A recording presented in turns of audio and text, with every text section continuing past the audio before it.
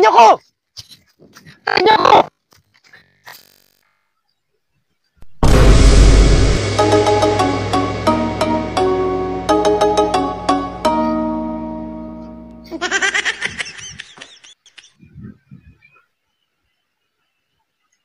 Supremo!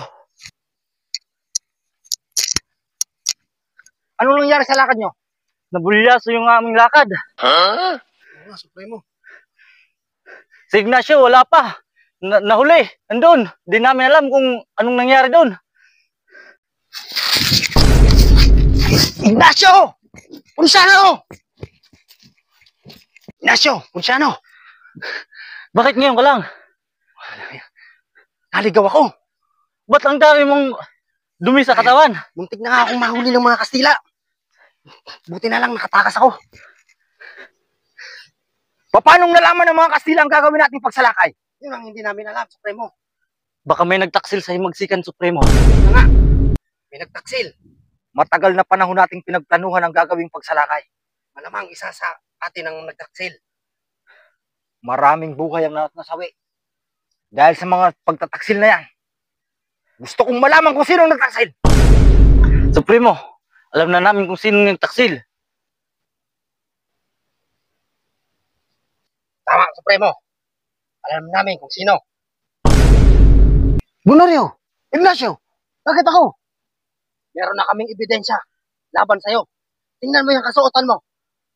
Di ba't galing yan sa tupad?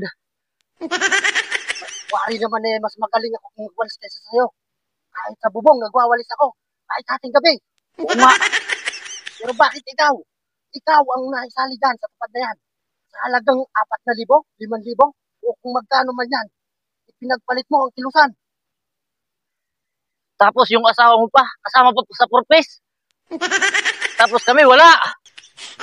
Tapos, nung nagsadya ako sa opisina ng alkalde mayor, nakita ko pa ang pangalan mo. Asali ka pa sa akap.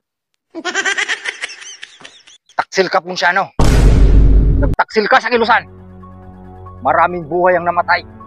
Maraming mga katipunero at mga kasamahan natin sa kilusan ang napas lang dahil sa ginawa mong pagtataksil, Punsano.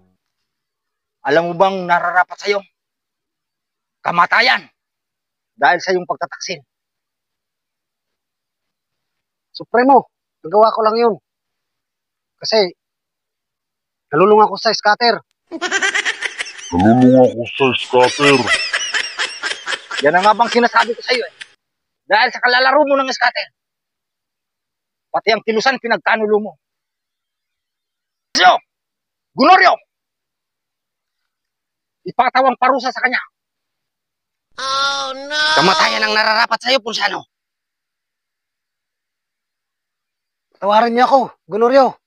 Wala ka ng pag-asa pa. Kahit yung akap, ibibigay ko sa inyo. Atin na lang kayo. Wala na. Kamatayan na ang nararapat sa iyo, Punsano.